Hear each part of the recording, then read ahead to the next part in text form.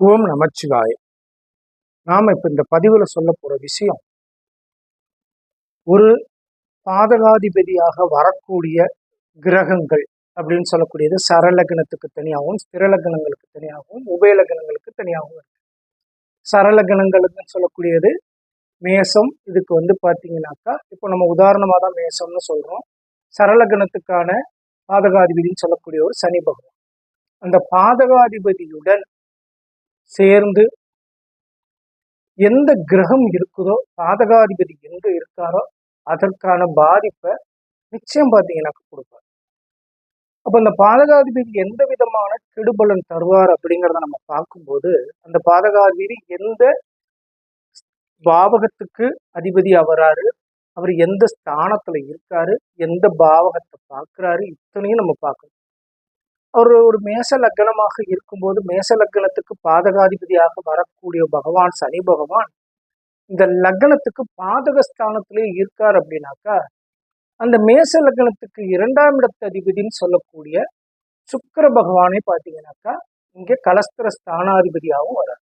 அப்ப சுக்கிரன் கலஸ்திர ஸ்தானாதிபதியாக வரும்போது அவரு பாதகஸ்தானத்துல பாதகாதிபதினு சேர்ந்திருக்கும் போது தனம் குடும்பம் வாக்குஸ்தானாதிபதியும் கலஸ்திர ஸ்தானாதிபதியாகவும் வரக்கூடிய சுக்கிர பகவான் 11ஆம் இடத்தில் சுக்கிரனும் சனி பகவானும் சேர்ந்து பாதகாதிபதியுடன் சேர்ந்து பாதகஸ்தானத்துல இருக்கும்போது அந்த ஜாதகருக்கு சனி தசாவில் சுக்கிர புத்தியோ சுக்கிர அந்தரமோ இல்ல சுக்கிர சூட்சமோ ஏதேனும் ஒண்ணு வருது அப்படின்னா அந்த காலத்தில் அந்த ஜாதகர் தனது மனைவியால் பாத்தீங்கன்னாக்கா சங்கடங்களை நிச்சயமா அது பாத்தீங்கன்னாக்கா வலிக்காம பாத்தீங்கன்னாக்கா ஒரு சங்கடத்தை கொடுக்காம போகாது.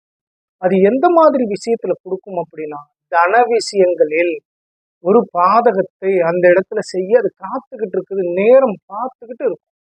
அது எந்த நேரத்துல அதை செய்யணுமோ அதை செஞ்சிடும். அதுலயும் இந்த சனி பகவான் இன்னொன்னு என்னன்னு கேட்டீங்கன்னாக்கா, அதே சதய நட்சத்திரம் 3ஆம் பாதத்துல சனி பகவான் இருந்து பாதகஸ்தானத்துல இருக்க இன்னும் அந்த சனி பகவான் பலம் அதிகமா பெறுறாரு. அப்ப என்ன காரணம்னு கேட்டீங்கன்னாக்கா, அவர் அந்த இடத்துல பாத்தீங்கன்னாக்கா வர்க்கோத்தமம் பெற்று இன்னும் பலம் பெறும்போது பாதகாதிபதி பலம் பெற்றாலே மிக பெரும் கெடுபலன் சரியாக காத்திருக்குது அப்படிங்கிறத நினைச்சு ஜாதகதாரர் கவனமாக நடந்து கொள்ள வேண்டும் அப்படிங்கிறது தான். இதே போல பாத்தீங்கன்னாக்கா இதே சரலக்னத்துக்கு சுக்கிர பகவானும் பாதகாதிபதியும் சேர்ந்து 2ஆம் இடத்தில் இருந்தால் எந்த மாதிரி பலன் தரும் அப்படிங்கிறத நான் அடுத்த பதிவுல சொல்றேன். வாழ்க வளமுடன். ஓம் நமச்சிவாய.